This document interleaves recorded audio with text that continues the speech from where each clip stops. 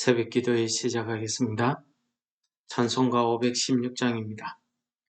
옳은 길 따르라 의 길을 세계 만민의 참된 길 이 길 따라서 살기를 온 세계에 전하세 만 백성이 나갈 길 어둠 밤 지나고 동튼다 환한빛 보아라 저빛 주 예수의 나라 이 땅에 곧 오겠네 오겠네 주 예수 따르라 승리의 주 세계 만민이 나갈 길과 진리요 참 생명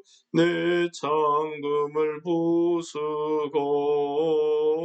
다 따르라 화평원 어둠 밤 지나고 동튼다 환한빛 보아라 저빛 주 예수의 나라 이 땅에 곧 오겠네 오겠네 놀라운 이 소식 알리어라 세계 만민을 구하려 내 주 예수를 보내신 참 사랑의 하나님 만 백성이 나를 길 어둠 밤 지나고 동튼다 환한빛 보아라 저빛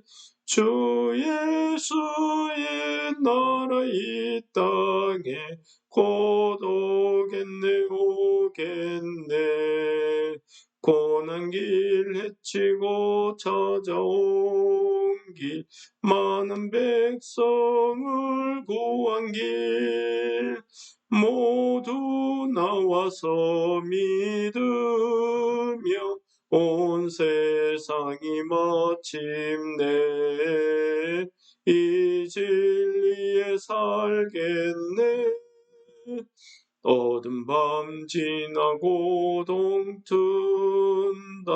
환한빛 보아라 저빛 주 예수의 나라 이 땅에 곧 오겠네 오겠네 아멘. 신명기 31장 14절부터 23절 말씀을 봉독하고 은혜를 나누도록 하겠습니다.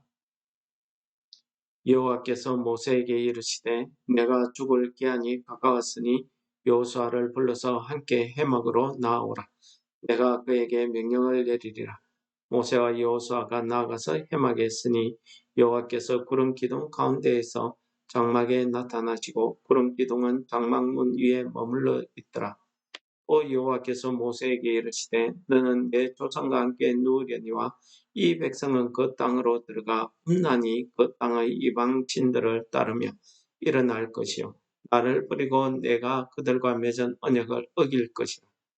내가 그들에게 진노하여 그들을 버리며 내 얼굴을 숨겨 그들에게 보이지 않게 할 것인즉 그들이 삼킴을 당하여도 허다한 재앙과 환난이 그들에게 임할 그때에 그들이 말하기를 이 재앙이 우리에게 내리면 우리 하나님이 우리 가운데 계시지 않는 까닭이 아니냐 할 것이 또 그들이 돌이켜 다른 신을 따르는 그 모든 악행으로 말미암아 내가 그때에 반드시 내 얼굴을 숨기리라. 그러므로 이제 너희는 이 노래를 써서 이스라엘 자손들에게 가르쳐 그들의 입으로 부르게 하여 이 노래로 나를 위하여 이스라엘 자손들에게 증거가 되게 하라. 내가 그들의 조상들에게 맹세한 바 즉각 꿀이 흐르는 땅으로 그들을 인도하여 드린 후에 그들이 먹어 배부르고 살찌며 돌이켜 다른 신들을 섬기며 나를 멸시하여 내 언약을 어기리니 그들이 수많은 재앙과 환난을 당할 때에 그들의 자손이 부르기를 잊지 아니한 이 노래가 그들 앞에 정인처럼 되리라. 나는 내가 맹세한 땅으로 그들을 인도하여 드리기 전 오늘 나는 그들이 생각하는 바를 아노라. 그러므로 모세가 그날에 이 노래를 써서 이스라엘 자손들에게 가르쳤더라. 여호와께서 또 눈의 아들 여호수아에게 명령하여 이르시되 너는 이스라엘 자손들을 인도하여 내가 그들에게 맹세한 땅으로 들어가게 하리니 강하고 담대하라. 내가 너와 함께하리라 하시니라. 아멘. 오늘 말씀의 내용은 어떻게 보면은 참 암울하고 또 우리에게 좀 안 좋은 그런 내용이 되겠습니다.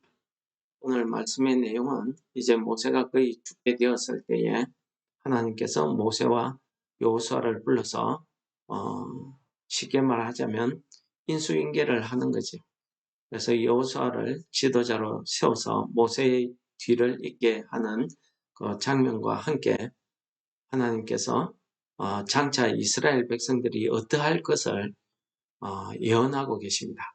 이 이스라엘 백성들이 그 땅에 들어가서 그들이 먹고 배부르고 그 영혼이 평안하고 살찌게 되면은 그들이 틀림없이 다른 신들을 섬기고 여호와 하나님을 멀리하고 여호와 하나님과의 언약을 파괴할 것을 하나님께서 내가 알고 있다라고 말씀하십니다.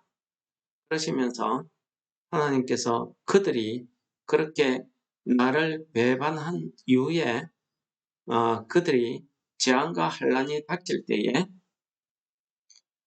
이 재앙과 환난의 까닭이 무엇이냐 묻거든 이 노래를 가르쳐라 하는 말씀으로 모세의 이제 32장에 나오겠지만은 모세를 통해서 한 가지 노래를 지어서 부르게 합니다.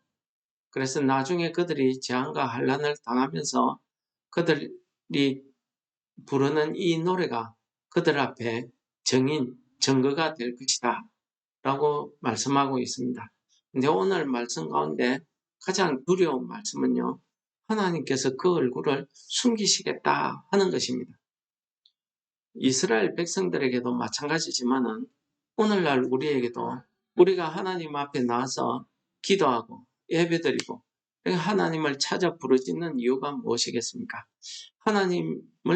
하나님께 우리의 기도를 드리고 하나님께 영광을 돌리고 하나님과의 동행, 하나님의 얼굴을 보기 위함 아니겠습니까? 하나님이 나와 함께 하신다는 것, 하나님이 항상 나를 바라보고 계신다는 것, 나를 감찰하고 계신다 하는 그것을 우리 심령이 느껴야 되는데 우리가 느끼지 못하고 기도해도 답답하고 이럴 경우가 있습니다. 그럴 경우를 우리가 교회에서는 시험에 빠졌다 이렇게 이야기하고 있습니다. 이 이스라엘 백성들에게 있어서 하나님 여호와께서 이 얼굴을 숨기시겠다 하는 것은 이제 이스라엘 백성들을 버리시겠다 하는 그런 말씀이 되겠습니다. 이스라엘 백성들에게 하나님의 더 이상 하나님의 영광이나 하나님의 구원의 손길이 거기에 없을 것이다 하는 말입니다. 그래서 17절은 뭐라고 이야기합니까? 그들이 하나님을 버리고 언약을 파괴하고 나면은 그들에게 재앙과 환난이 닥칠 것인데 이 재앙과 환난의 원인이 무엇이냐 그들이 스스로 말하기를 여호와께서 우리에게 얼굴을 숨기셨다라고 고백하고 있습니다. 물론 영이신 하나님께서 얼굴이 있을 리가 없지요. 그러나 이것은 우리 사람이 이해하기 쉽도록 표현한 표현 아니겠습니까? 즉 무슨 말입니까? 하나님의 역사심이 전혀 없는 그런 시기, 그런 때를 이야기합니다. 여러분, 하나님이 역사하지 않는 그런 시기, 그런 때가 언제이냐 하면은 제일 가깝게는 이제 사사시대가 그런 때가 되겠습니다. 하나님이 전혀 응답지 않는 그런 때가 되면은 사람들이 특징이 있는데 사람들이 자기 소견에 오를 대로 자기가 옳다 싶은 대로 사는 겁니다. 무슨 일이든지 자기가 제일 옳습니다. 자기 중심에 삶을 살게 되는 때가 바로 하나님이 얼굴을 숨기신, 즉 하나님이 아무 응답도 하지 않으시, 같이 함께 하지 않으심을 나타내는 그 증거가 무엇이냐?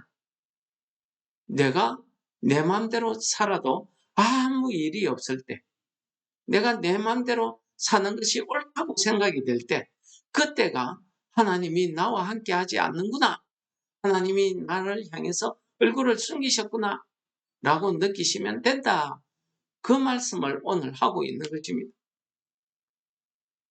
또 하나님이 얼굴을 숨기신 그때를 사람들은 이렇게 이야기합니다. 암흑의 시대, 불안의 시대, 고통의 시대라고 이렇게 이야기합니다. 그때가 언제입니까? 이스라엘 백성들이 북이스라엘, 남유다가 멸망할 그때입니다. 그때에는 하나님의 말씀이 아무리 전해져도 이 사람들이 듣지 않는 겁니다. 돌아서는 겁니다. 특히 말라기 선지자 이후에 마태복음이 쓰이기까지 약 400여 년간 시대를 우리가 암흑기라고 이야기합니다. 그 암흑기의 특징이 뭐냐면 하나님의 말씀이 나타나지 않는 때를 이야기하고 있는 것입니다. 하나님의 말씀, 하나님이 역사하지 않는 때를 이야기하는 것입니다. 내가 기도해도 하나님께서 내 기도를 응답하지 않는가? 내가 내 마음대로 참 하나님을 믿는 사람으로서 해서는 안 될 일을 내 마음대로 해도 내게 아무런 일이 일어나지 않는가? 거짓말해도 괜찮고, 죄를 지어도 괜찮고, 남에게 헛고지를 해도 괜찮고, 오히려 더 잘되고 성공하고 남의 것을 빼앗아도 내가 점점 부자가 되고 이런 때를 이야기합니다. 여러분, 혹시 여러분의 생활 가운데 이런 경우가 없습니까? 내가 생각해봐도 내가 이렇게 잘못 살고 내가 이렇게 죄를 짓는데 하나님께서 어떻게 나를 가만두시지? 라고 생각될 때가 없습니까? 내가 기도해도 내 심령이 답답하지 않은 그런 때는 없습니까? 바로 그때가 하나님께서 나를 향해서 얼굴을 숨기셨다. 우리가 이렇게 돌아볼 시기가 그때라고 오늘 말씀이 우리에게 가르쳐 주는 겁니다. 물론 오늘 말씀은 재앙과 환란을 당할 때를 이야기하지만은 재앙과 환란이 당한다는 것은 하나님께서 그래도 여전히 그들을 사랑하고 그들을 하나님의 자녀들로 하나님의 사람으로 붙들고 계시다는 그 증거입니다. 그래서 이스라엘 백성들이 그런 믿음으로 오늘도 살아가고 있는 거 아닙니까? 신약 성경에서는 이렇게 이야기합니다. 사람이 이 땅을 살아가면서 징계나 고통, 고난, 시험을 받지 아니할 수 없다고 이야기합니다. 그것은 왜 그렇습니까? 하나님께서 사랑하는 자를 징계하신다고 이렇게 가르치고 있거든요. 그렇습니다. 나와 관계없는 아이가 무슨 짓을 하든 무슨 상관이 있습니까? 그러나 내 아들이 잘못되고 나쁜 길로 빠지면 우리가 징계하듯이 하나님도 마찬가지다 하는 이야기를 우리에게 하고 있는 것입니다. 여러분, 내가 참 기도를 안 해도, 내가 신앙생활을 등한히 해도, 내가 죄를 지어도 내 마음이 평안하십니까? 내 생활이 평안하십니까? 우리의 믿음을 되돌아보아야 된다는 것을 오늘 본문 말씀이 이야기하고 있는 것입니다. 여호와께서 얼굴을 숨기신다는 것은 더 이상 하나님이 우리와 함께하지 않는 것을 이야기하는 것입니다. 내가 기도해도 그저 형식적인 것 같고 하나님의 역사하심이 내 심령의 변화와 내 심령의 그 회개가 일어나지 않는 것을 이야기합니다. 내가 내 삶에 아무런 변화가 없고 늘 평안한 그러한 삶을 우리가 살고 있다고 하면은 두 가지 아니겠습니까? 하나는 하나님의 은혜 가운데 있든지, 하나는 하나님께서 나를 향해서 얼굴을 숨기고 있든지. 여러분, 오늘 본문 말씀에서 우리에게 주시는 메시지는 분명합니다. 하나님이 나에게 얼굴을 숨기실 때에는 내가 어떤 죄를 저질러도, 내 마음대로 살아도, 내가 옳다고 생각하는 대로 내가 살아도 내게 아무런 변화가 없더라. 신앙에 회개가 없더라. 깨달음이 없더라. 그럴 때를 이야기하고 있는 것입니다. 여기서는 그래서 욥은 하나님께서 왜 자기 기도, 자기 억울함을 들어주지 않는가? 그렇게 이야기하면서 호소하고 있는 내용이 있습니다. 뭐라고 호소합니까?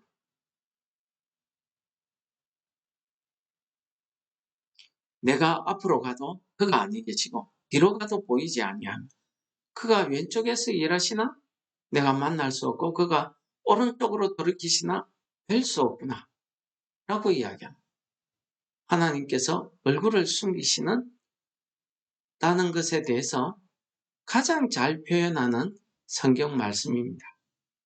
우리가 영적으로 무뎌지고 영적으로 잠을 자게 되면 바로 이러한 결과를 우리가 당하게 된다는 것을 오늘 말씀이 우리에게 하고 있는 것입니다.